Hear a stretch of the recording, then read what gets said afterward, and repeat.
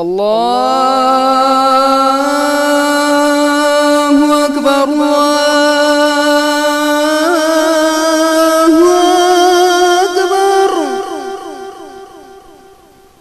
اللہ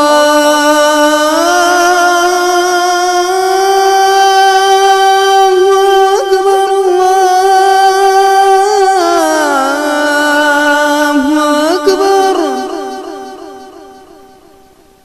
أشهد أن لا إله إلا الله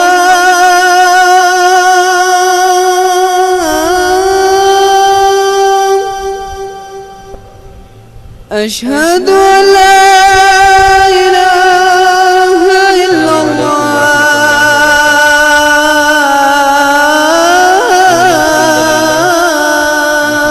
ونستعينه ونستغفره ونعوذ بالله من شرور أنفسنا ومن سيئات أعمالنا من يهده الله فلا مضل له ومن يضلل فلا هادي له وأشهد أن لا إله إلا الله وحده لا شريك له وأشهد أن محمدا عبده ورسوله أما بعد يا أيها الذين آمنوا اتقوا الله حق تقاته ولا تموتن إلا وأنتم مسلمون يا أيها الناس اتقوا ربكم الذي خلقكم من نفس واحدة وخلق منها زوجها وبث منهما رجالا كثيرا ونساء واتقوا الله الذي تساءلون به والأرحام إن الله كان عليكم رقيبا يا أيها الذين آمنوا اتقوا الله وقولوا قولا سديدا يصلح لكم أعمالكم ويغفر لكم ذنوبكم ومن يطع الله ورسوله فقد فاز فوزا عظيما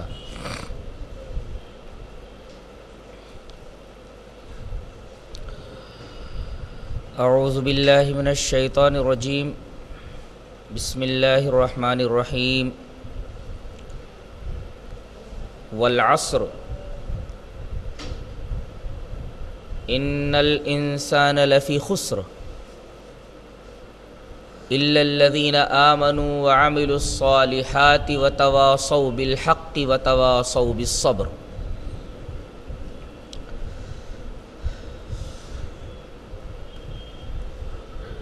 حضرات علماء کرام،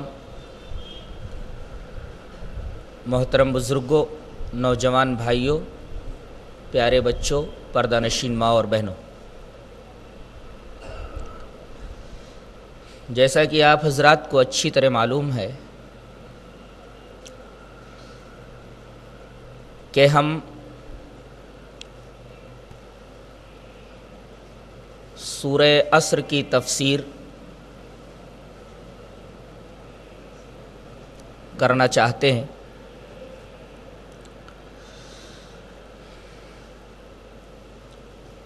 آئیے سب سے پہلے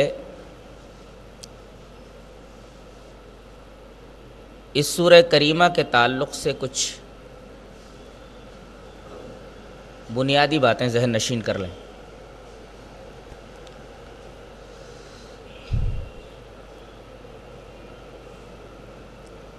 ہم جب اس سورہ کریمہ پر نظر ڈالتے ہیں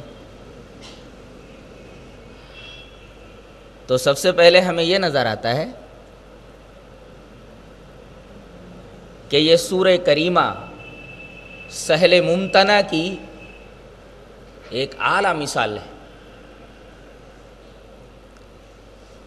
سہل ممتنع ادب کے ان شہپاروں کو کہا جاتا ہے جن میں معانی اور مضامین بہت بلند ہوتے ہیں اور الفاظ بہت ہی سادے اور بڑے ہی آسان ہوتے ہیں۔ اب آپ خود ہی دیکھ لیجئے کہ اس میں جتنے بھی الفاظ ہیں کتنے سادے اور آسان ہیں۔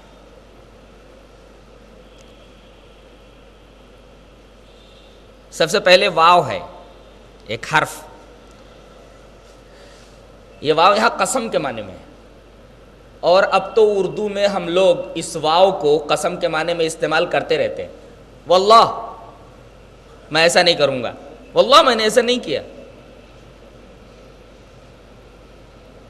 تو واو جو یہاں قسم کے معنی میں ہم لوگ اردو میں اسے قسم کے معنی میں استعمال کرتے ہیں۔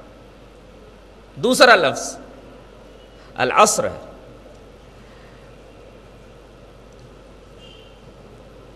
ہماری روزمرہ کی بات چیت میں یہ لفظ برابر آتا رہتا ہے، جیسے وہ ہمارا ہم عصر ہے، عصری تقاضوں کے مطابق ایسا ہونا چاہیے، گویا یہ لفظ بھی ہم برابر استعمال کرتے رہتے ہیں۔ اس کے بعد دیکھیے انا ہے، اسے چھوڑ دیجئے۔ انسان ہے وہ تو ہم بولتے ہی رہتے ہیں، اور اس کے بعد فی ہے، لام زبر لا کو چھوڑ دیجئے، فی لے لیجئے۔ اب فی کا لفظ بھی میں کے معنی میں ہم استعمال کرتے رہتے ہیں، کہتے ہیں ہمارا معافی ضمیر، ہم اپنے معافی ضمیر کو اس طرح ادا کرتے ہیں، تو معافی ضمیر بولتے ہیں نا، معافی ضمیر میں فی ہے کہ نہیں ہے؟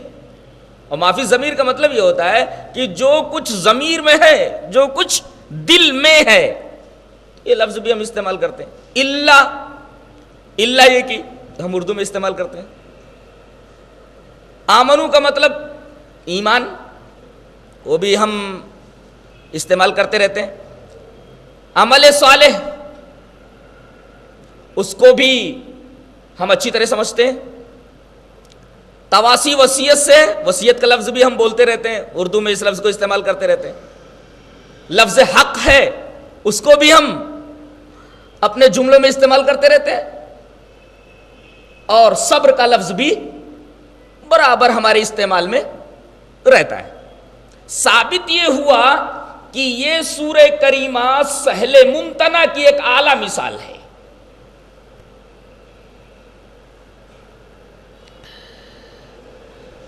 اس کے بعد آئیے ہم اس کا ترجمہ دیکھ لیں۔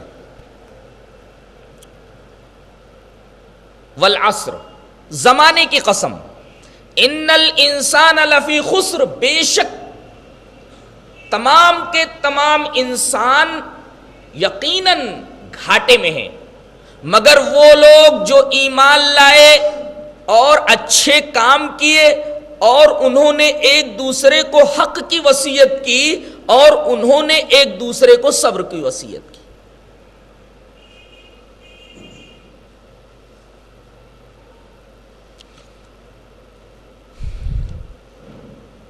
یہ تو اس سورہ کریمہ کا ترجمہ تھا۔ اس سورہ کریمہ کے بارے میں حضرت امام شافعی رحمۃ اللہ علیہ کی طرف ایک قول منسوب ہے، وہ فرماتے ہیں کہ یہ سورہ اتنی عظیم الشان ہے کہ اگر اللہ تبارک و تعالی انسانوں کی ہدایت کے لیے صرف اسی چھوٹی سی سورت کو اتار دیتا اور قرآن کی جو اور 113 سورتیں ہیں ان کو نہ اتارتا، تو لوگوں کی ہدایت کے لیے، جنت میں پہنچانے کے لیے یہی سورت کافی ہو جاتی، جس سے اس سورت کی جامعیت اور اس سورت کی فضیلت کا پتہ چلتا ہے۔ بعض سلف سے یہ منقول ہے کہ جب دو صحابی ملتے تو الیک سلیک کے بعد اس وقت تک جدا نہیں ہوتے تھے جب تک کہ ایک دوسرے کو سورۃ العصر نہ سنا لیں۔ الیک سلیک ہوا، اس کے بعد جو باتیں کرنی تھی انہوں نے کی، اس کے بعد جب جدا ہونے لگتے تو ہر ایک دوسرے کو سورہ عصر سنا لیتا۔ شاید آیت کریمہ کے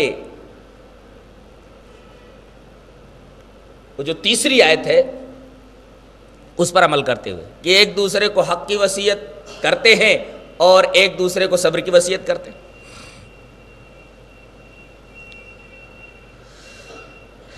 اس کے بعد ہم یہ دیکھتے ہیں کہ سب سے پہلے اللہ تبارک و تعالی نے قسم کھائی ہے۔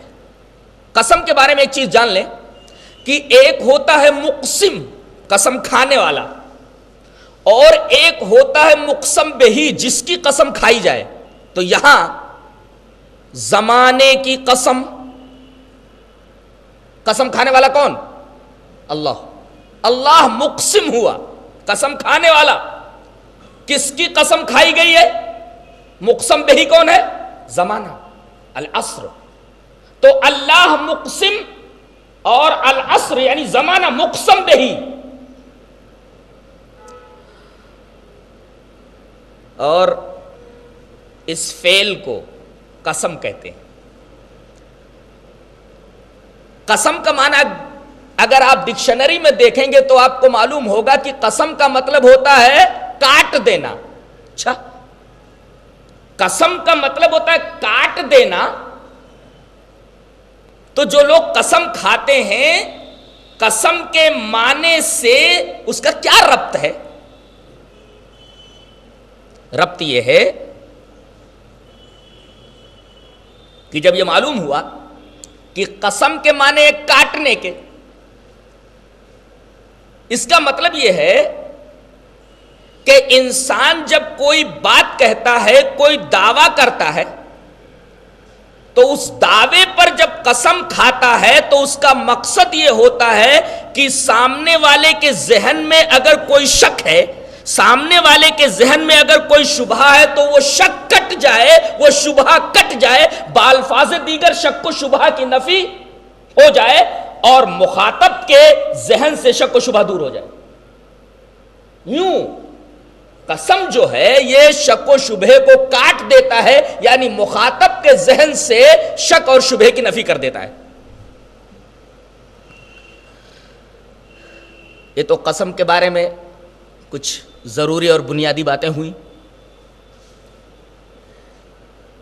قسم کا معنی دینے کے لیے عربی میں کچھ حروف آتے ہیں، مثلا باللہ میں بے ہے، اللہ کی قسم، تو یہ قسم کا معنی کس نے دیا؟ حرف بے نے۔ بے جو ہوتا ہے وہ کبھی کبھی قسم کے لیے آتا ہے، جیسے باللہ، اللہ کی قسم، تو گویا کہ لفظ بے یہ قسم کے معنی میں استعمال ہوتا ہے کبھی کبھی، اور ایک لفظ قسم کے معنی میں اور استعمال ہوتا ہے، یہ واو جو یہاں ہے، والعصر، زمانے کی قسم۔ تو یہ قسم کا مفہوم کہاں سے نکلا؟ واو یہ قسم کے لیے آتا ہے، اس وجہ سے ہم ترجمہ کرتے ہیں زمانے کی قسم، ورنہ العصر کا معنی ہے تو زمانہ، یہ قسم کا معنی کہاں سے نکلا؟ واو نے بتایا کہ میں قسم کا معنی دیتا ہوں، تو ایک حرف ہے بے، وہ قسم کا معنی دیتا ہے، جیسے باللہ، اللہ کی قسم، اور ایک حرف ہے واو، وہ قسم کا معنی دیتا ہے، جیسے والعصر، زمانے کی قسم، والتین والزیتون، انجیر کی قسم، زیتون کی قسم، وطور سینین، اور طور سینا کی قسم، وہذا البلد الامین، اس امانت دار شہر کی قسم۔ تو یہ واو قسم کا معنی دیتا ہے۔ اور ایک حرف اور ہے تے، تے، لمبی تے، گول تے نہیں، لمبی تے، یہ لمبی تے بھی قسم کا معنی دیتی ہے، جیسے حضرت ابراہیم علیہ السلام کے بارے میں اللہ تبارک و تعالیٰ فرماتا ہے کہ وہ فرماتے ہیں تاللہ لاکیدن اصنامکم بعد ان تولوا مدبرین، اللہ کی قسم میں تدبیر کروں گا بتوں کے توڑنے کی جب تم لوگ پیٹ پھیر کر یہاں سے چلے جاؤ گے۔ تو یہاں تے قسم کا معنی دے رہا ہے، تاللہ، اللہ کی قسم، لیکن یہ تے حقیقت میں واو ہے، واو ہے، کبھی کبھی واو تے سے بدل جاتا ہے۔ یہ تاللہ میں جو تے ہے یہ در حقیقت واو ہے، جیسے تقوی، تقوی میں جو تے ہے نا وہ در حقیقت واو ہے۔ اسی طرح تجاہ لفظ آتا ہے سامنے، تو تجاہ میں جو تے ہے وہ واو کی بدلی ہوئی شکل ہے۔ ثابت یہ ہوا کہ یہ حروف بے، تے، واو یہ سب قسم کا معنی دینے کے لیے آتے ہیں۔ یہاں قسم کے لیے ایک حرف آیا ہے واو، العصر کے لفظ سے پہلے، اور ترجمہ یہ ہوا والعصر زمانے کی قسم.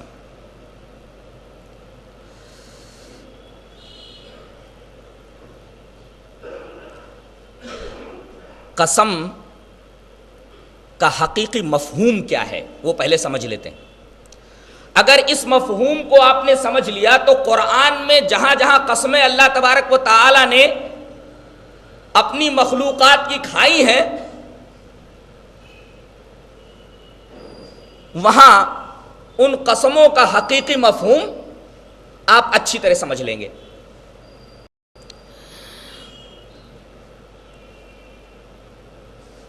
کسی شے کی قسم کا مطلب ہوتا ہے اس شے کو شاہد بنانا، گواہ بنانا، اسے شہادت کے لیے پیش کرنا. جیسے میں یہ کہوں والعصر، زمانے کی قسم. اب میں نے زمانے کی قسم کھائی، گویا میں نے زمانے کو شاہد بنایا ہے، زمانے کو گواہ بنایا ہے کہ زمانہ گواہ ہے اس بات پر. میں نے جو بات کہی ہے، میں نے جو دعویٰ کیا ہے، تو میری اس بات پر گواہ، میری اس بات کی دلیل، میرے اس دعوے پر گواہ، میرے اس دعوے کی دلیل زمانہ ہے. جیسے اللہ تعالیٰ نے یہاں ایک دعویٰ کیا ہے، ان الانسان لفی خسر، بے شک تمام انسان البتہ گھاٹے میں ہے. یہ ایک دعویٰ ہے، ثبوت، دلیل، شاہد. اللہ تبارک و تعالیٰ نے زمانے کی قسم کھائی ہے، گویا زمانے کو شاہد بنایا ہے، زمانے کو دلیل بنایا ہے، زمانے کو گواہ بنایا ہے کہ میں نے جو یہ دعویٰ کیا ہے کہ تمام انسان گھاٹے میں ہے، زمانہ شاہد ہے، زمانہ گواہ ہے، زمانہ اس کی دلیل ہے میرے اس دعوے کی. اگر تمہیں یقین نہ آئے تو زمانے سے پوچھ لو، زمانے کو دیکھ لو. زمانہ اس بات کی شہادت دے گا، زمانہ اس بات کی گواہی دے گا، زمانہ میری اس بات کی دلیل بنے گا، اور دلیل ہے.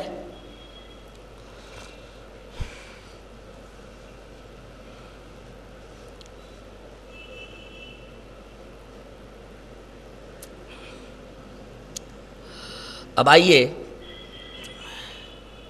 لفظ عصر پر بحث کرتے ہیں.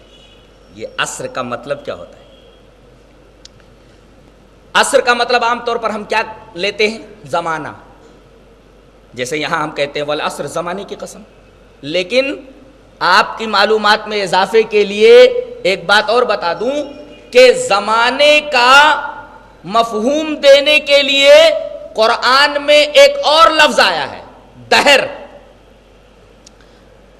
اور اس کے نام سے اللہ تبارک و تعالیٰ نے پوری سورت اتار دی ہے. اللہ فرماتا ہے هل اتى على الانسان حين من الدهر لم يكن شيئا مذكورا. انسان کے اوپر کیا زمانے کا ایک وقت ایسا نہیں آیا ہے جب وہ کوئی قابل ذکر چیز نہیں تھا؟ یعنی انسان کوئی قابل ذکر شے تھا ہی نہیں، ایک وقت ایسا تھا. اللہ تعالیٰ نے اس دنیا میں، اس کائنات میں بہت ساری چیزیں انسان سے پہلے بنائی ہیں. انسان تو بہت بعد میں آیا ہے. تو زمانے کا ایک وقت ایسا انسان کے اوپر آیا ہے کہ انسان کوئی قابل ذکر شے نہیں تھا. اس میں دو باتیں معلوم ہوئی، ایک تو حین اور دوسرے دہر.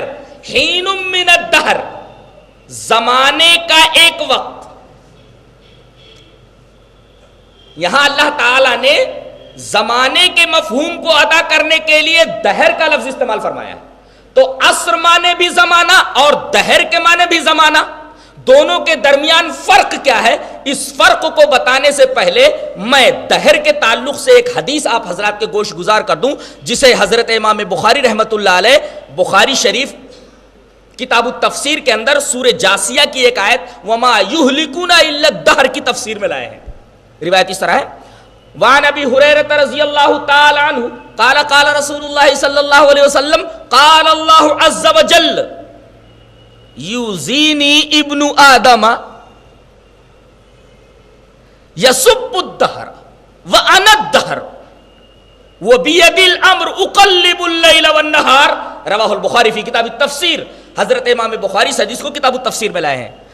حضرت ابو ہریرہ فرماتے ہیں کہ رسول اللہ صلی اللہ علیہ وسلم نے ارشاد فرمایا کہ اللہ فرماتا ہے. اس کا مطلب یہ حدیث قدسی ہے. حضرت ابو ہریرہ فرماتے ہیں کہ رسول اللہ صلی اللہ علیہ وسلم فرماتے ہیں کہ اللہ فرماتا ہے. اس کا مطلب حدیث قدسی ہوئی. کیا اللہ فرماتا ہے؟ یوزینی ابن آدم، ابن آدم انسان مجھے بہت تکلیف پہنچاتا ہے. یوزینی ابن آدم، ابن آدم انسان مجھے تکلیف پہنچاتا ہے، مجھے ایذا دیتا ہے. اللہ، غور کرنے کا مقام ہے. انسان کون سی ایسی حرکت کرتا ہے جس سے اللہ کو تکلیف پہنچتی ہے؟ اللہ خود فرما رہا ہے کہ انسان مجھے تکلیف پہنچاتا ہے، ایذا دیتا ہے مجھ کو. یوزینی ابن آدم، کلیجہ دہل جانا چاہیے. کیا چیز ہے وہ؟ انسان کی وہ کون سی حرکت ہے جس حرکت کی وجہ سے اللہ کو ایذا پہنچتی ہے؟ اللہ فرماتا ہے یسب الدہر، زمانے کو گالی دیتا ہے. وہ دہر کو گالی دیتا ہے، زمانے کو گالی دیتا ہے. زمانے کو گالی دیتا ہے تو اللہ کو کیوں تکلیف ہوتی ہے؟ آگے فرماتا ہے وَأَنَا الدَّهْرُ، زمانہ تو میں ہوں. وَأَنَا الدَّهْرُ، زمانہ میں ہوں. تو زمانے کو جب گالی دیتا ہے تو مجھے گالی دیتا ہے. وَبِيَدِ الْأَمْرُ، اور میرے ہاتھ میں تمام تصرفات ہیں. اُقَلِّبُ اللَّيْلَ وَالنَّهَارِ، میں دن اور رات کو پلٹتا رہتا ہوں. اب آپ ایک سوال کریں گے کہ اللہ کے 99 ناموں کو ہم جب دیکھتے ہیں تو ان میں دہر نام نہیں ملتا. اللہ کا ایک نام ذاتی ہے اللہ، اور 99 نام اس کے صفاتی ہیں، کل مل کر کے 100 ہو جاتے ہیں. ہم جب دیکھتے ہیں کہ اللہ کا ذاتی نام اللہ ہے، بقیہ جو 99 صفات ہمارے سامنے ہیں ان صفات میں سے دہر نام کی تو کوئی صفت اللہ کی نہیں ہے. پھر اللہ نے یہ کیسے کہا وَأَنَا الدَّهْرُ، میں زمانہ ہوں؟ قال العلماء، تو علماء نے اس کا جواب دیا ہے. کیا کہا ہے؟ مجازن ہوا، مجازن یہ مجاز ہے. حقیقی طور پر اللہ کا صفتی نام دہر نہیں ہے، مجازن اس کو دہر کہا گیا ہے اس حدیث پاک میں. اس کا سبب وَسَبَبُهُ أَنَّ الْعَرَبَ كَانَ مِنْ شَانِهَا أَن تَسُبَّ الدَّهْرَ عند النوازل والمصائب والحوادث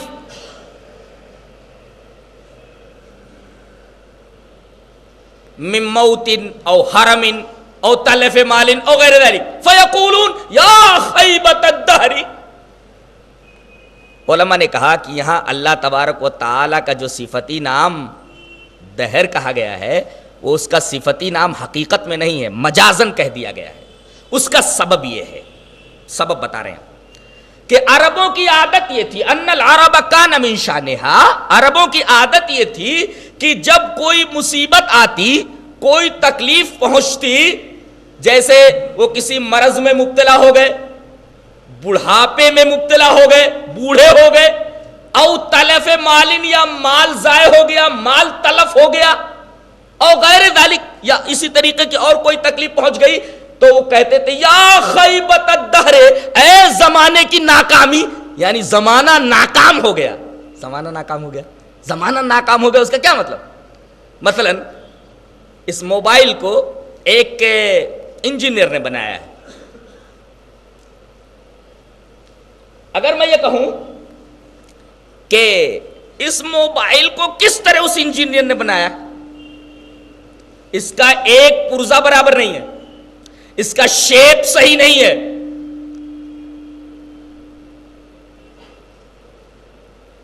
اس کے اندر یہ خرابیاں ہیں، بتائیے آپ برا بھلا کہہ رہے ہیں، عیب نکال رہے ہیں، نقص نکال رہے ہیں موبائل میں، لیکن اس موبائل کا بنانے والا انجینئر وہاں کھڑا ہوا ہے، تکلیف کس کو پہنچے گی؟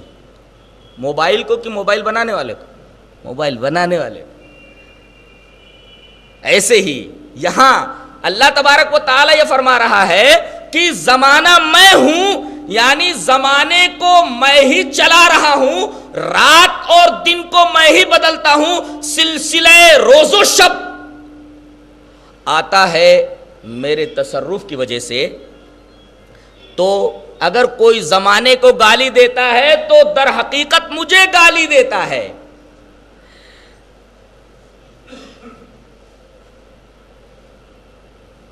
علامہ اقبال نے اس پر ایک بہت اچھے شعر کہا ہے، کہتے ہیں زندگی از دہرو دہرز زندگی است، زندگی از دہرو دہرز زندگی است، لا تسب الدہر فرمان نبی است۔ زندگی از دہرو دہرز زندگی است، لا تسب الدہر فرمان نبی است۔ زمانہ زندگی سے ہے اور زندگی زمانے سے ہے، اور نبی کریم صلی اللہ علیہ وسلم کا یہ فرمان ہے، جیسا کہ بخاری کی یہ روایت ہے، لا تسب الدہر، زمانے کو گالی مت بکو، اس لیے کہ جو زمانے کو گالی بکتا ہے وہ در حقیقت مجھے برا بھلا بولتا ہے اور مجھے تکلیف پہنچاتا ہے۔ ورنہ زمانہ تو اللہ تبارک و تعالی کی جملہ مخلوقات میں سے ایک مخلوق ہے۔ تو اس حدیث کا حاصل یہ نکلا کہ زمانے کو گالی مت دو، لِأَنَّكُمْ إِذَا سَبَبْتُمْ فَاعِلَهَا، جب تم اس کے فاعل کو گالی دو گے، زمانے کے بنانے والے کو گالی دو گے، تو وقع السب علی اللہ تعالی، تو اللہ تبارک و تعالی کو یہ گالی پڑے گی، اللہ تبارک و تعالی کو یہ گالی لگے گی۔ کیوں؟ اس لیے کہ اللہ تعالی ہی اس کا فاعل ہے، اس کا بنانے والا ہے اور اس کا پیدا کرنے والا ہے۔ تو یہ حدیث بتا رہی ہے کہ زمانے کو عربی میں دہر بھی کہتے ہیں۔ اچھا، اب آئیے عصر کا معنی متعین کر لیتے ہیں۔ عصر کسے کہتے ہیں؟ عربی کا ایک شاعر ہے درید ابن سما، وہ بولتا ہے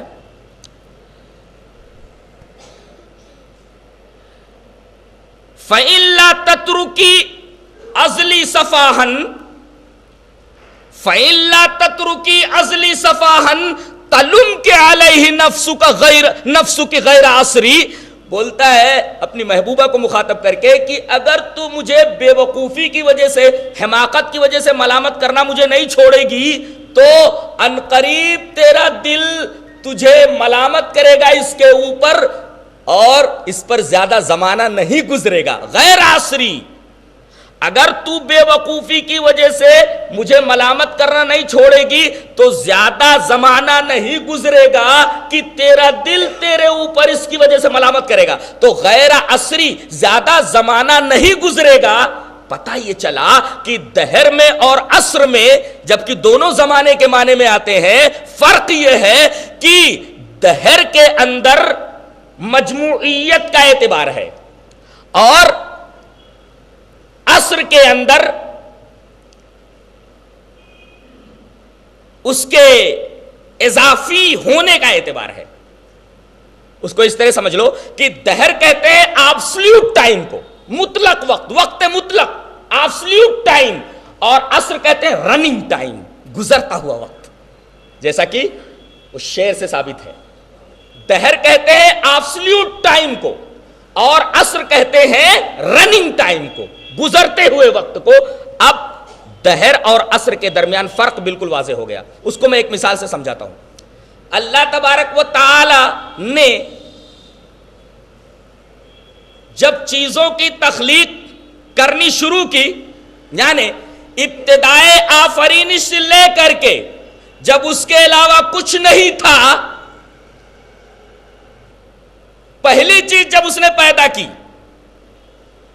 پیدائش کا اس نے آغاز کیا، تو ابتدائے آفرینش سے لے کر کے لامتناہی وقت تک، وہ لامتناہی وقت جو اللہ تبارک و تعالیٰ کے علم میں ہے، تب تک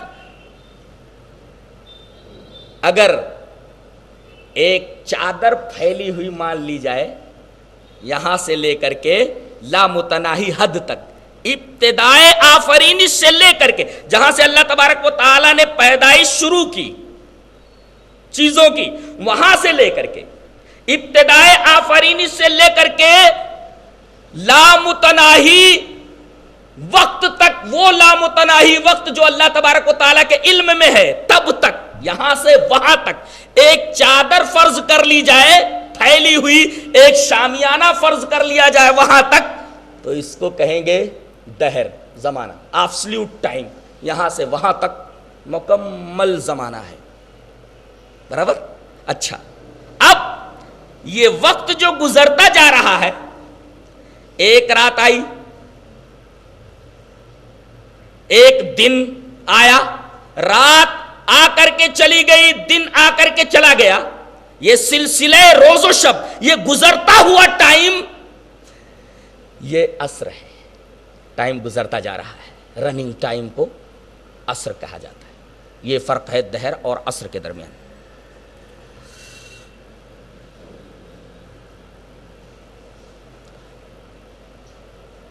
اللہ تعالیٰ نے یہاں گزرتے ہوئے ٹائم کی قسم کھائی ہے. کیوں قسم کھائی ہے اس کی؟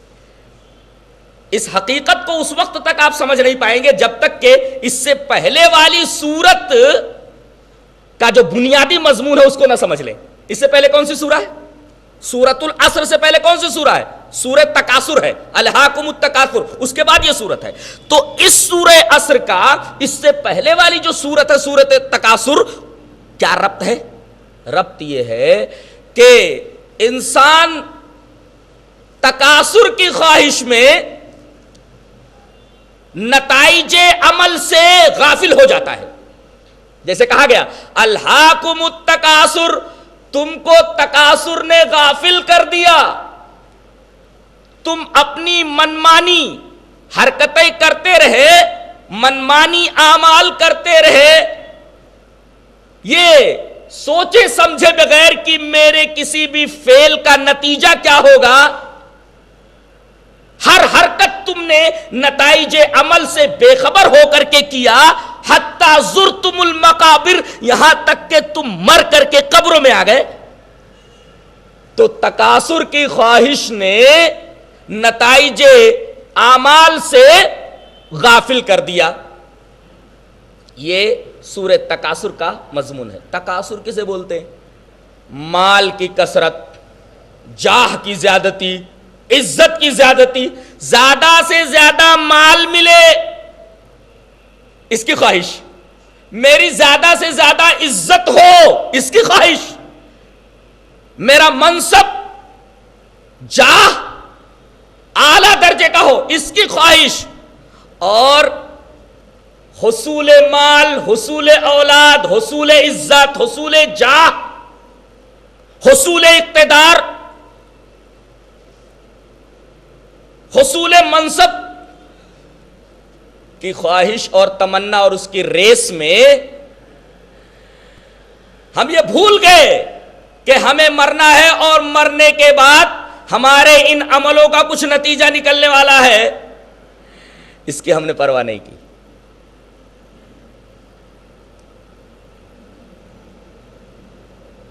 تو سورہ تکاثر میں تکاثر کے نتائج عمل سے بے خبری کو بیان کیا گیا ہے، اور اب بتایا جا رہا ہے سورہ عصر کے اندر کہ اے غافل انسان، ذرا ہوش میں آ، زمانہ گزرتا جا رہا ہے، زمانہ گزرتا جا رہا ہے اور تو بے خبری کے عالم میں ہے. مسئلہ وہ نہیں ہے جس میں تو الجھا ہوا ہے، یہ مسئلہ تو چند روزہ ہے، چند روز میں ختم ہو جائے گا. مسئلہ حقیقت میں وہ ہے جس کو تو نظر انداز کیے ہوئے ہے. یہ سورت یہ بتا رہی ہے.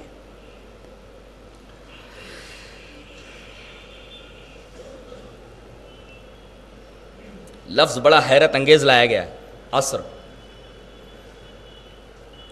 پہلے اس کی اینالیسس کر لیتے ہیں، تب بات اور اچھی طرح واضح ہو جائے گی. عصر کا لفظ عین صاد رے کے مادے آثارا یاسروں سے بنا، معنی نچوڑنا.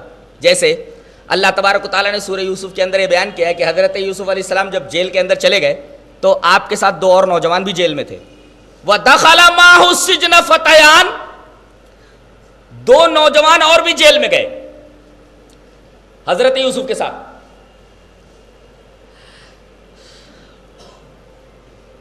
ان دونوں نے دیکھا کہ یہ بہت اچھا آدمی ہے, لگتا ہے غلطی سے جیل میں آ گیا ہے, کسی سازش کے تحت اس کو جیل میں ڈال دیا گیا. وہ بہت معصوم دکھتا ہے, بہت نیک آدمی ہے. بہرحال دوستی ہو گئی ان دونوں کی حضرت یوسف علیہ السلام سے. ان میں سے دونوں نے ایک ایک خواب دیکھا. ایک خواب کے بارے میں, ایک کے خواب کے بارے میں اللہ تبارک و تعالی نے قرآن حکیم کا یہ جملہ ارشاد فرمایا ہے. وہ آ کر کے بولتا ہے, حضرت آپ تو بہت اچھے آدمی ہیں, میں نے رات میں خواب دیکھا ہے, ذرا اس کی تعبیر بتائیں گے؟ تو دوسرا بولتا ہے, میں نے بھی ایک خواب دیکھا ہے, حضرت اس کی تعبیر بتائیں گے؟ کہا کہ اچھا دونوں اپنے اپنے خواب بیان کرو. تو ایک خواب بیان کرتا ہے, کیا؟ انی ارانی آصر خمرا, میں یہ دیکھتا ہوں کہ میں شراب نچوڑ رہا ہوں. آصر خمرا عین صادرے, آصر خمرا, میں شراب نچوڑ رہا ہوں. دوسرے نے کہا کہ میں نے یہ دیکھا کہ سر پر روٹیوں کا خوان ہے اور اس خوان میں جو روٹیاں رکھی ہوئی ہیں اسے پرندے اچک اچک کر کے لے جا رہے ہیں. بہرحال حضرت یوسف علیہ السلام نے ان دونوں کو خواب کی تعبیر بتائی. استدلال یہ کرنا ہے کہ یہاں ایک نے جب خواب اپنا بیان کیا تو کون سا لفظ استعمال کیا؟ آسرو, میں نچوڑتا ہوں. کیا؟ خمر, شراب. تو آسارا یاسرو کا مطلب ہوتا ہے نچوڑنا. اب اس معنی کے تناظر میں لفظ عصر کو دیکھیے, عصر کو دیکھیے.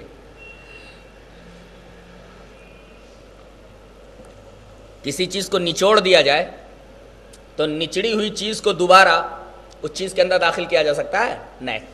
ایک لیمو ہے, اس کو اچھی طرح نچوڑ دیجئے,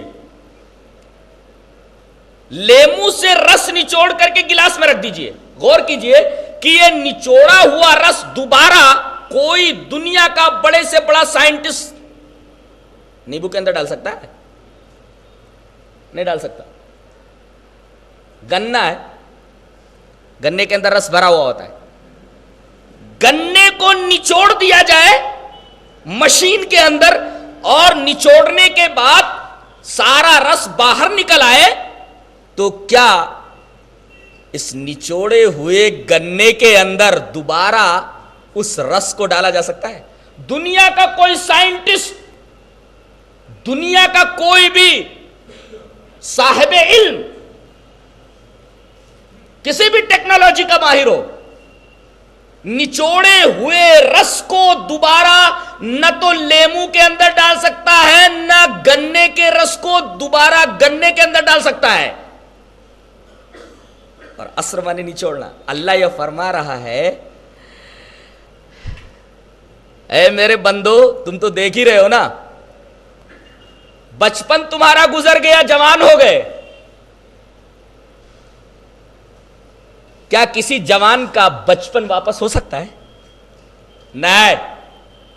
آدمی بوڑھا ہو گیا تو کیا دوبارہ جوان ہو سکتا ہے؟ قطعاً نہیں. جیسے وہ رس دوبارہ لیمو کے اندر اور گنے کے اندر نہیں ڈالا جا سکتا, تیسے بچپن نچڑ گیا, جوانی میں پہنچ گیا تو یہ نچڑا ہوا بچپن جوانی میں داخل ہو سکتا, اور بوڑھا ہو گیا تو جوانی کا رس نچوڑ کر ختم ہو گیا تو دوبارہ اس نچوڑے ہوئے جوانی کے رس کو بڑھاپے کے اندر نہیں داخل کیا جا سکتا. تبھی تو شاعر نے کہا وَيَا لَيْتَ الشَّبَابَ يَعُودُ يَوْمًا, عربی شاعر ہے, کیا بولتا ہے؟ وَيَا لَيْتَ الشَّبَابَ يَعُودُ يَوْمًا فَأُخْبِرُهُ بِمَا فَعَلَ الْمَشِيبُ, ہائے کاش جوانی لوٹ آتی تو میں بتاتا کہ بڑھاپے نے میرے اوپر کیا کیا ظلم ڈھائے. اللہ, کاش جوانی لوٹ آتی تو میں جوانی کو بتاتا کہ بڑھاپے نے میرے اوپر کیا کیا ظلم ڈھائے ہیں. اس بڑھاپے کا حوالہ اللہ تبارک و تعالیٰ نے ایک جگہ دیا ہے. فرماتا ہے وَقَضَىٰ رَبُّكَ أَلَّا تَعْبُدُوا إِلَّا إِيَّاهُ وَبِالْوَالِدَيْنِ إِحْسَانًا إِمَّا يَبْلُغَنَّ عِندَكَ الْكِبَرَ أَحَدُهُمَا أَوْ كِلَاهُمَا فَلَا تَقُل لَّهُمَا أُفٍّ وَلَا تَنْهَرْهُمَا وَقُل لَّهُمَا قَوْلًا كَرِيمًا وَاخْفِضْ لَهُمَا جَنَاحَ الذُّلِّ مِنَ الرَّحْمَةِ وَقُل رَّبِّ ارْحَمْهُمَا كَمَا رَبَّيَانِي صَغِيرًا. اللہ فرماتا ہے کہ تیرے رب نے یہ فیصلہ کر دیا ہے کہ اللہ کے علاوہ کسی کی عبادت نہ کرو اور والدین کے ساتھ حسن سلوک کرو, ماں باپ کے ساتھ اچھا بیہیویئر کرو, اچھا سلوک کرو. اور ایک بات ذہن نشین کر لو کہ دونوں میں سے ایک یا دونوں کے دونوں بڑھاپے کی عمر میں پہنچ جائیں, بوڑھے ہو جائیں, تو دیکھو ان کو اف بھی مت کہنا اور انہیں ڈانٹنا نہیں, بولنا تو بڑے اچھے انداز میں بولنا, قول کریم کے ساتھ بولنا, ان دا ایکسلنٹ مینر بولنا, اور ان کے لیے رحمت سے عاجزی کا بازو بچھائے رکھنا اور ان کے لیے دعا کرتے رہنا کہ اے میرے رب ان کے اوپر رحم فرما, جیسا کہ انہوں نے میرے بچپن کے اندر میری پرورش کی, میرے ساتھ رحمت کے ساتھ پیش آئے. غور کیجئے کہ اللہ تبارک و تعالیٰ نے یہاں ماں باپ کے بڑھاپے کا حوالہ دیا ہے. اور عجیب بات تو یہ ہے کہ سب سے پہلے احدہما کہا ہے, اس کے بعد کلاہما کہا ہے. ان دونوں میں سے ایک مل جائے یا دونوں مل جائیں. سوال یہ ہے کہ پہلے یوں کہنا چاہیے دونوں مل جائیں, اس کے بعد یہ کہتا ان میں سے ایک مل جائے. دل کو تڑپا دینے والی ترکیب ہے یہاں.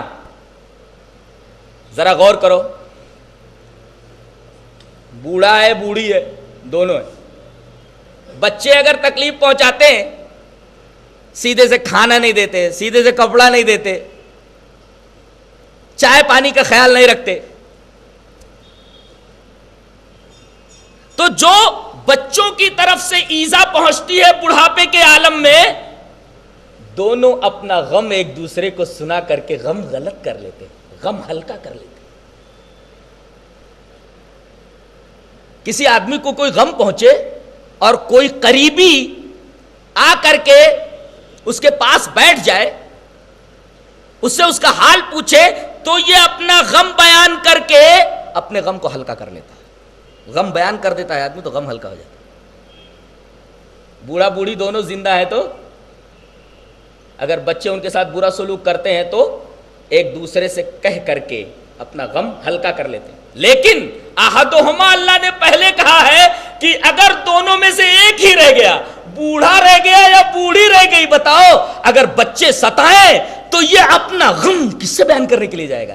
ایک غم گسار تو تھا, وہ تو چلا گیا. لہذا دونوں زندہ ہوں تب تو حسن سلوک کے مستحق ہے ہی, لیکن اگر ان میں سے کوئی ایک رہ جائے تو یہ حسن سلوک کے زیادہ مستحق, حسن سلوک کا زیادہ مستحق. اندر اندر گھٹتا رہتا ہے, بوڑھی ہے تو اندر اندر گھٹتی رہتی ہے. کس سے کہے اپنا غم, کس سے بیان کرے, کس سے اپنا غم بیان کر کے اپنے دل کا بوجھ ہلکا کرے.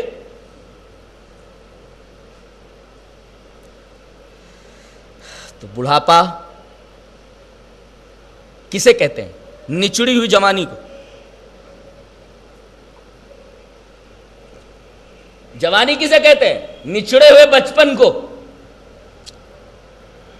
بچپن نچڑ جائے تو جوانی آ جاتی, جوانی نچڑ جائے تو بڑھاپا آ جاتا.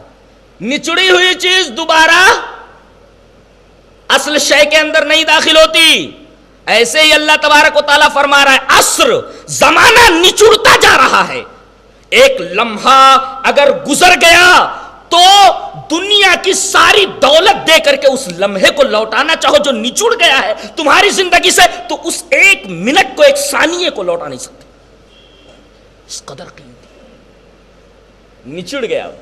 نچڑی ہوئی چیز کو دوبارہ, اب ہماری زندگی کا ایک لمحہ گزر گیا, نچڑ گیا ہماری زندگی سے, اب اس نچڑے ہوئے لمحے کو دوبارہ زندگی میں نہیں لا سکتے. چاہے پوری کائنات, پوری دنیا دے دیں, نچڑا ہوا لمحہ, جو لمحہ گزر گیا سو گزر گیا. اب اسے زندگی میں دوبارہ نہیں لا سکتے۔ اللہ تبارک و تعالیٰ یہ فرمانا چاہ رہا ہے کہ دنیا کی قیمتی سے قیمتی چیز اگر ہاتھ سے نکل جائے تو خریدا جا سکتا ہے اسے،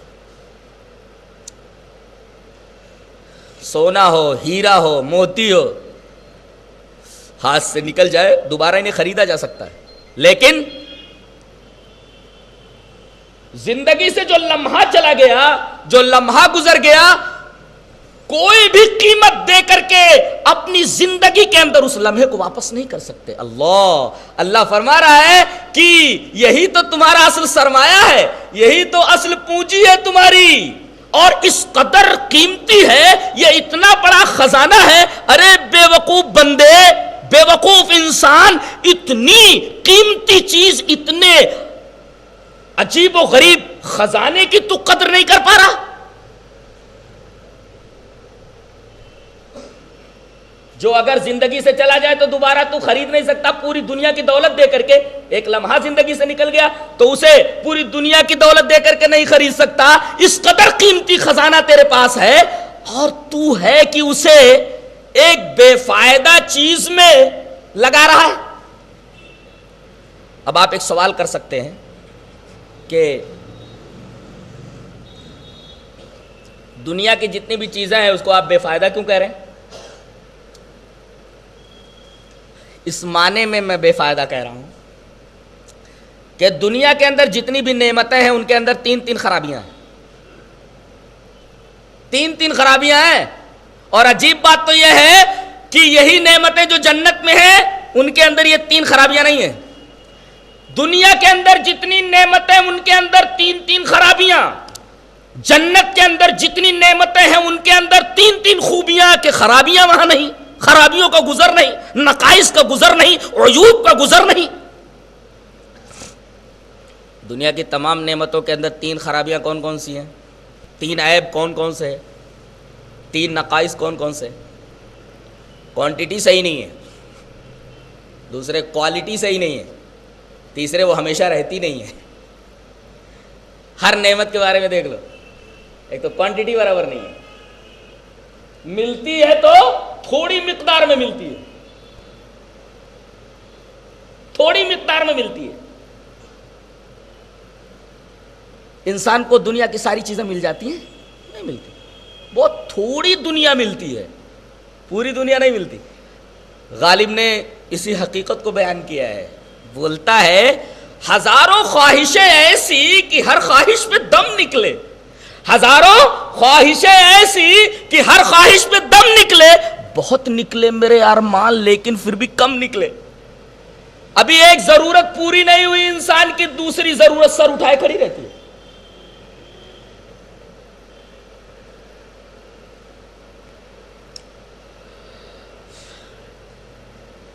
شادی کر لی، اب ضرورت ہے کہ بیٹا ہو جائے، بیٹا ہو گیا۔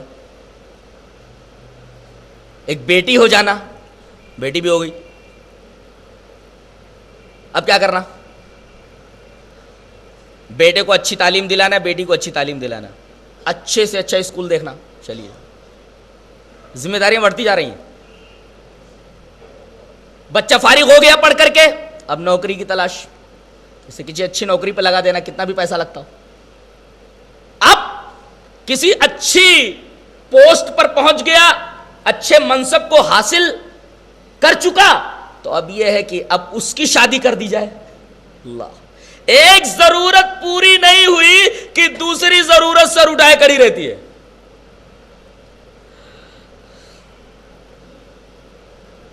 عورت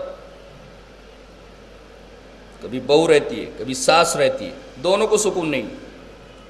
ایک ساس کہنے لگی جب تک میں بہو تھی تب تک ساس اچھی نہیں ملی، اور جب اب ساس بنی ہوں تو بہو اچھی نہیں ملی ہے۔ سکون نہیں کسی کو۔ ہزاروں خواہشیں ایسی کہ ہر خواہش پہ دم نکلے، بہت نکلے میرے ارمان لیکن پھر بھی کم نکلے۔ جو چیز ملتی ہے کوانٹٹی میں بہت کم ملتی ہے، اور دوسرے کوالٹی صحیح نہیں رہتی۔ کیسے خوبصورت لڑکوں کو کیسی بیکار قسم کی لڑکیاں مل جاتی ہیں، کالی پیلی لال نیلی۔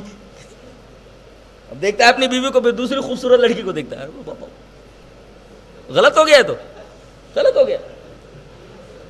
کوالٹی صحیح نہیں ہے, ملی ایک وہ بھی کوالٹی صحیح نہیں ہے. تمنا کیا ہے؟ بہت ساری عورتیں مل جائیں. کہاں ملنا؟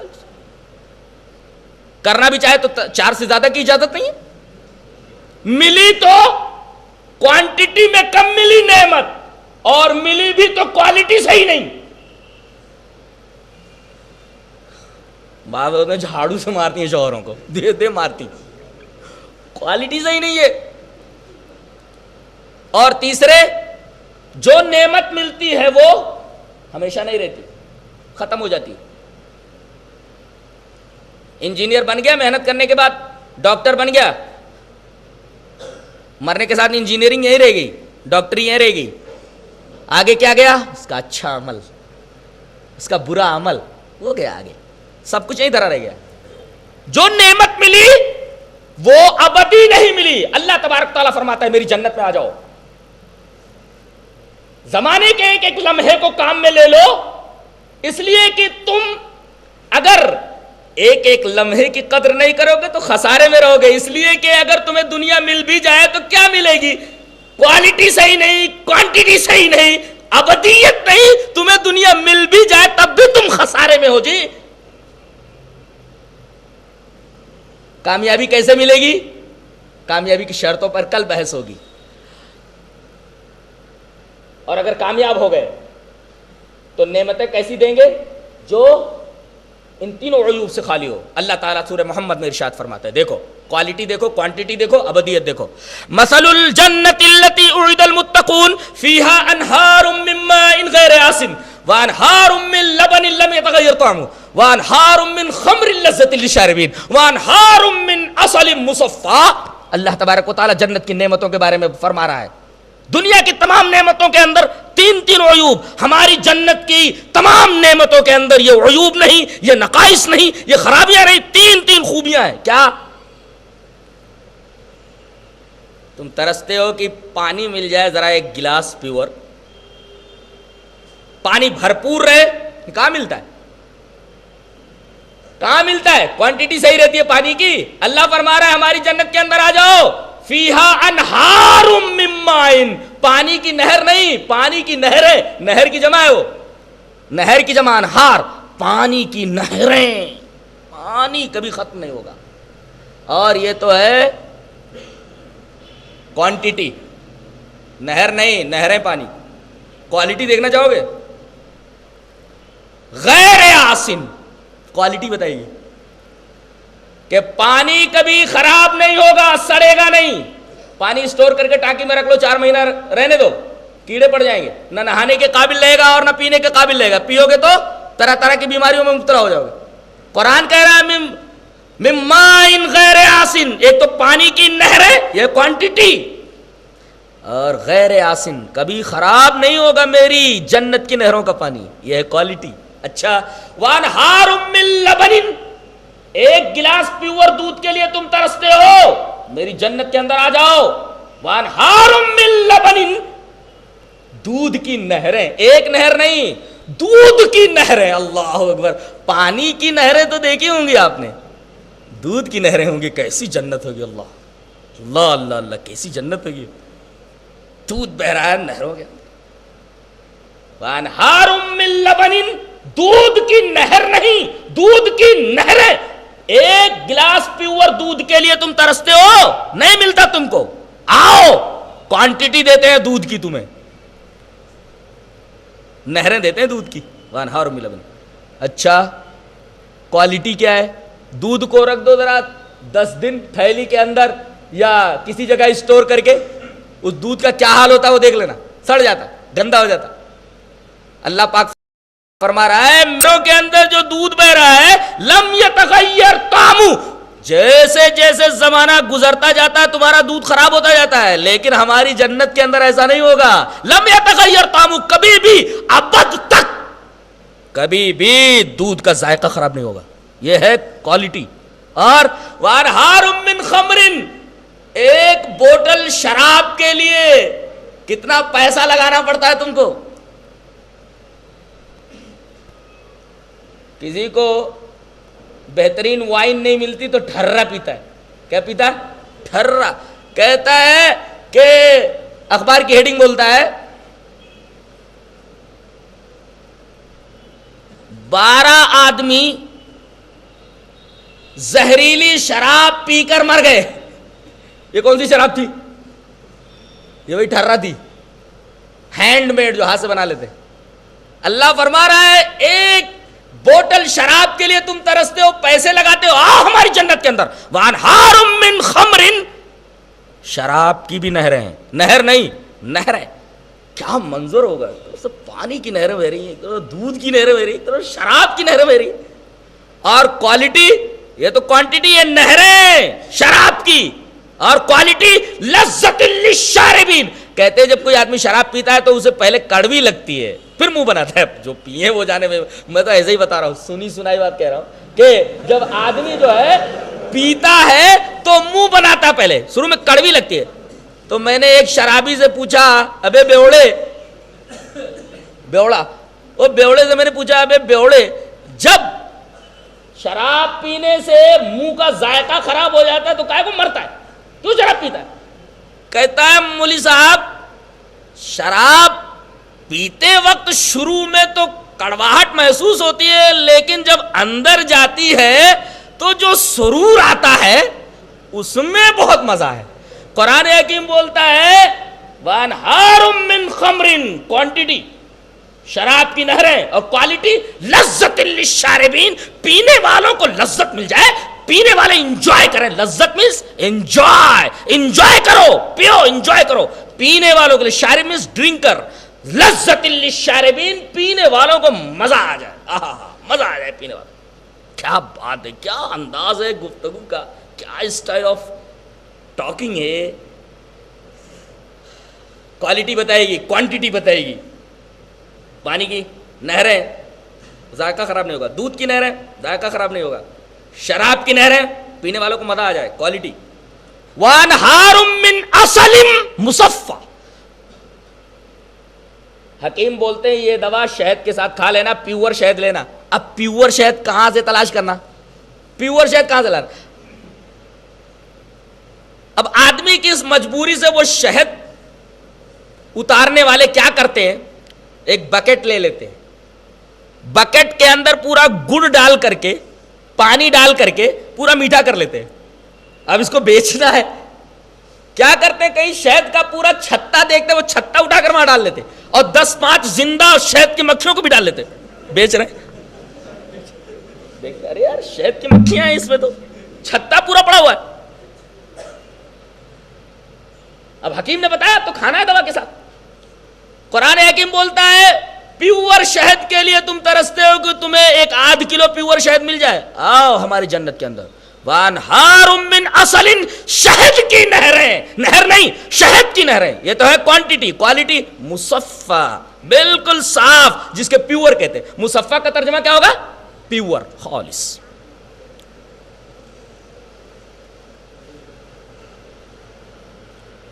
تو قرآن حکیم اب بولتا ہے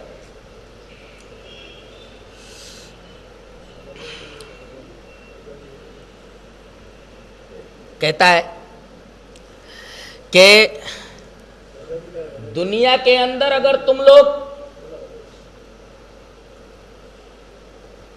کچھ حاصل بھی کر لو تب بھی خسارے میں ہو، اس لیے کہ جو بھی نعمت مل رہی ہے تم کو اس کی کوالٹی صحیح نہیں، کوانٹٹی صحیح نہیں، ہمیشہ رہنے والی نہیں ہے. تو کیوں نہ ہماری جنت کے اندر آ کر کے یہ 3 خوبیوں والی نعمتیں لے لو. اور یہ کب ملے گی؟ جب ایک لمحے کا فائدہ اٹھاؤ گے. یہ گزرتے ہوئے زمانے کے ایک لمحے سے فائدہ اٹھاؤ گے تب جا کر کے تم کو وہ جنت ملے گی. اب فائدہ کیسے اٹھانا ہے اس کی تفصیل آگے ہے.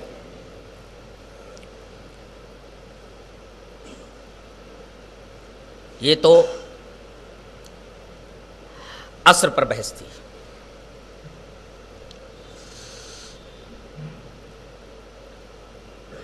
اب آئیے ان الانسان لفی خسر پر بحث کر لیں. بے شک انسان البتہ گھاٹے میں. تمام کے تمام انسان گھاٹے میں.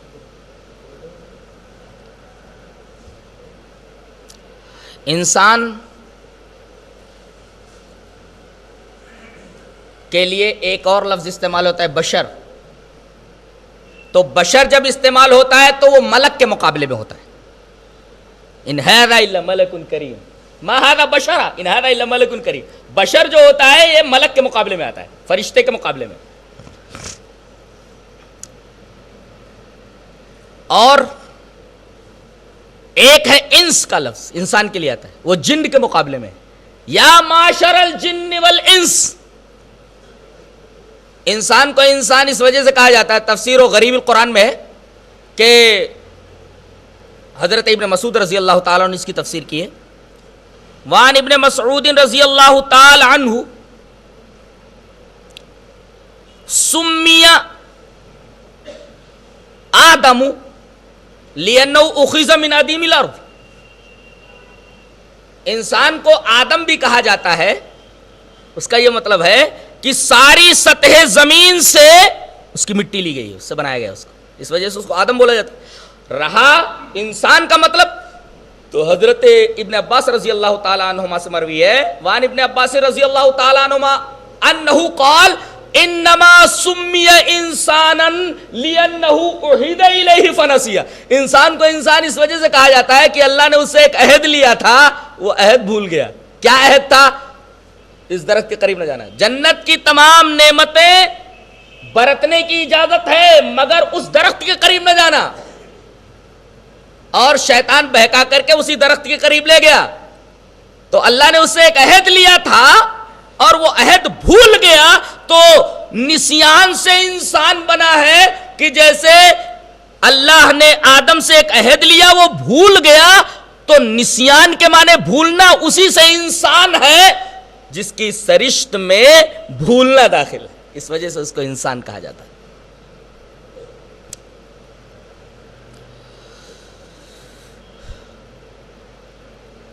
کچھ عقائد کے سوالات یہاں حل کر لیتے ہیں. بعض لوگ کہتے ہیں کہ انسان زمین پر اللہ کا خلیفہ ہے. یہ عقیدہ صحیح نہیں ہے. یہ عقیدے کے اندر ایک غلط قسم کا انحراف ہے. انسان خلیفۃ اللہ نہیں ہے. خلیفہ کسے بولتے؟ جانشین. جیسے رسول اللہ صلی اللہ علیہ وسلم اس دنیا سے چلے گئے, آپ کو موت آ گئی, تو آپ کا خلیفہ کون بنے؟ حضرت ابو بکر. گویا کہ خلیفہ کون بنتا ہے جب اصل نہ رہے؟ تو خلیفۃ اللہ کہنے کا مطلب یہی ہوا نا کہ اللہ نہ رہے اس کے بعد انسان ہوا. یہ عقیدہ کا انحراف ہے. انسان اللہ کا خلیفہ نہیں ہے, خلیفۃ اللہ نہیں ہے, بلکہ خلیفہ انسان کو اس وجہ سے کہا گیا ہے کہ وہ جنوں کا خلیفہ ہے, جنوں کے بعد آیا ہے, جنوں کا جانشین ہے. انسان کے بارے میں خلیفۃ اللہ ہونے کا جو عقیدہ ہے اس کی میں نے تردید کی. اس کے بعد عقیدے کا ایک اور انحراف ذہن میں رکھیں کہ انسان کے بارے میں کہا جاتا ہے کہ یہ اشرف المخلوقات ہے. عام طور پر ہر آدمی بولتا ہے, یہاں تک کہ اہل حدیث بھی بولتے ہیں کہ انسان اشرف المخلوقات ہے. اور کم پڑھے لکھے اور بے پڑھے لکھے لوگ تو چھوڑیے, بڑے بڑے علماء, مولانا محمد میمن صاحب جونا گڑھی رحمت اللہ علیہ کے ترجمہ قرآن کے شارح مولانا صلاح الدین یوسف صاحب, ہر مسجد کے اندر اس ترجمہ قرآن کی شرح موجود ہے, ہر گھر کے اندر, ہر مسجد کے اندر موجود ہے. بہت زبردست عالم ہے. وہ بھی اس انحراف سے بچ نہیں سکے. انہوں نے لقد خلقنا الانسان فی احسن تقویم کی تفسیر میں کہ ہم نے انسان کو بہترین ساخت میں پیدا کیا ہے, انہوں نے انسان کے اشرف المخلوقات ہونے کا قصیدہ پڑھ دیا ہے کہ انسان اشرف المخلوقات ہے. جبکہ یہ بات ذہن نشین کر لیجئے کہ اگر کوئی آدمی یہ بولتا ہے کہ انسان اللہ کی تمام مخلوقات میں اشرف ہے تو وہ قرآن کی آیات کا بھی انکار کرتا ہے اور حدیثوں کا بھی انکار کرتا ہے. مثلا ایک حدیث ذہن میں رکھیں جسے امام بخاری رحمۃ اللہ علیہ کتاب التوحید کے اندر لائے ہیں. روایت اس طرح ہے: وعن ابی ہریرہ رضی اللہ تعالی عنہ قال قال النبی صلی اللہ علیہ وسلم یقول اللہ تعالی انا عند ظن عبدی بی وانا معه اذا ذکرنی فَإِن ذَكَرَنِي فِي نَفْسِهِ ذَكَرْتُهُ فِي نَفْسِي وَإِن ذَكَرَنِي فِي مَلَئٍ ذَكَرْتُهُ فِي مَلَئٍ خَيْرٍ مِّنْهُ. رواہ البخاری فی کتاب التوحید. حضرت امام بخاری رحمۃ اللہ علیہ اس کو کتاب التوحید میں لائے. لانے کا مطلب یہ ہے کہ یہ عقیدہ توحید سے متعلق ہے. اگر کوئی آدمی اس کے خلاف عقیدہ رکھتا ہے تو توحید کے اوپر ضرب پڑے گی. کیا ترجمہ ہے اس حدیث پاک کا؟ حضرت ابو ہریرہ فرماتے ہیں کہ رسول اللہ صلی اللہ علیہ وسلم نے ارشاد فرمایا کہ اللہ فرماتا ہے. یہ بھی حدیث قدسی ہے. کیا اللہ فرماتا ہے؟ کہ میں اپنے بندے کے گمان کے ساتھ ہوں. بندہ میرے ساتھ جیسا گمان کرتا ہے ویسا ہی میں اس کے ساتھ ہوں. لہذا اللہ تبارک تعالیٰ سے اچھا گمان رکھنا چاہیے. بندے مایوس ہو جاتے ہیں، ارے اتنا گناہ کر لیا، اب اللہ تبارک و تعالیٰ مجھے جہنم میں ضرور ڈالے گا. اللہ تبارک و تعالیٰ سے حسن ظن رکھنا چاہیے، اچھا گمان رکھنا چاہیے. تو اللہ فرماتا ہے کہ میں اپنے بندے کے گمان کے ساتھ ہوں. جیسا بندہ میرے ساتھ گمان رکھے گا میں اس کے ساتھ ویسا ہی رہوں گا.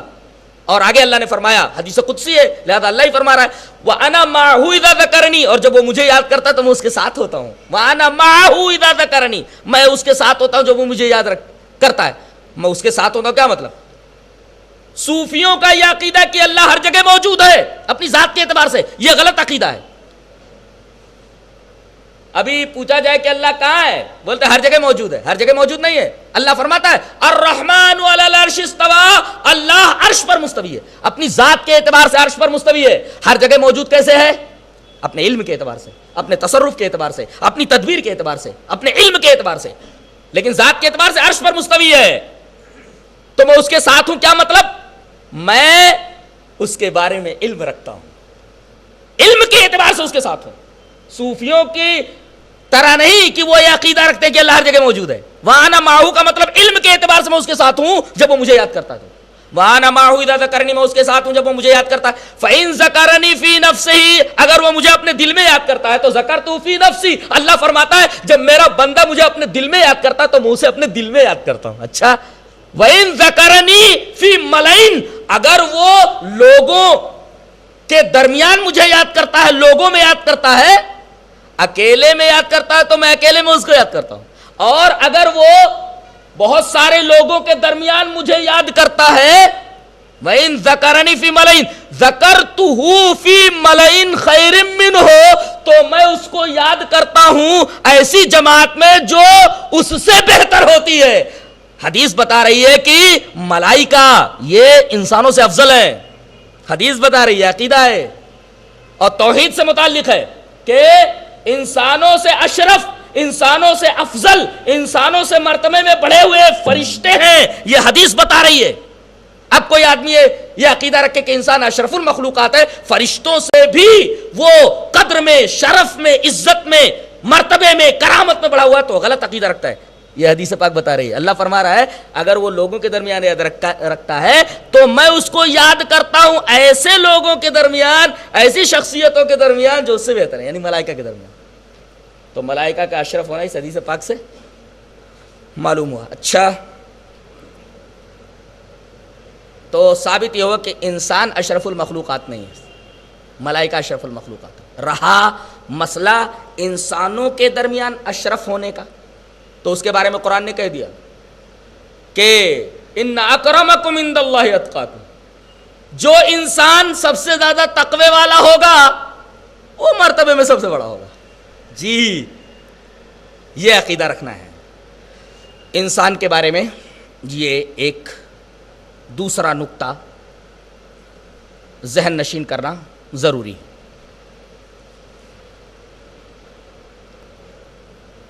اور اسی غلط عقیدے کی وجہ سے بعض لوگوں نے قرآنی آیات کی غلط ترجمانی کی ہے، قرآنی آیات کا غلط ترجمہ کر دیا ہے. جیسے ڈاکٹر اسرار صاحب ہیں، ان کی ریڈیائی تقریر پوری دنیا کے اندر لوگ سنتے ہیں.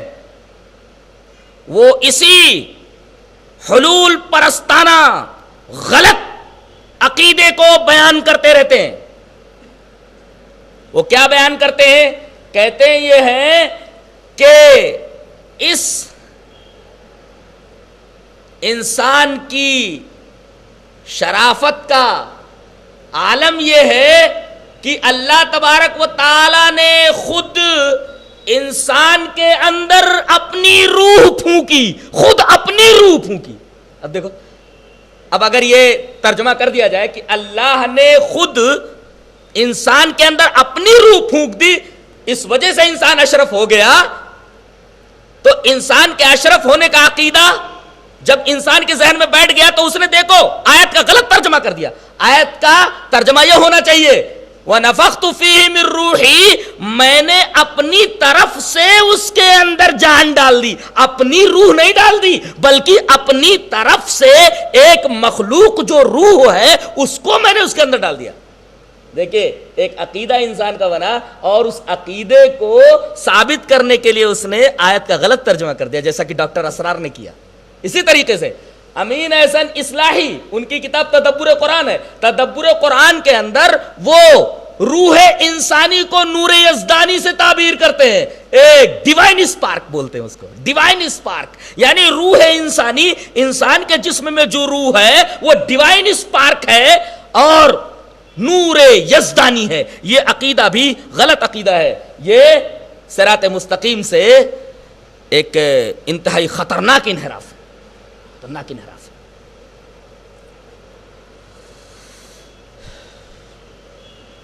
ثابت یہ ہوا کہ زمانہ گزرتا جا رہا ہے، بہت قیمتی ہے، ایک لمحہ نچڑ گیا تو دوبارہ واپس نہیں آتا. اگر تم تکاثر کے پیچھے، تکاثر خواہش میں زندگی کا لمحہ لمحہ اگر گنوا دو گے تو کیا حاصل ہوگا تمہیں؟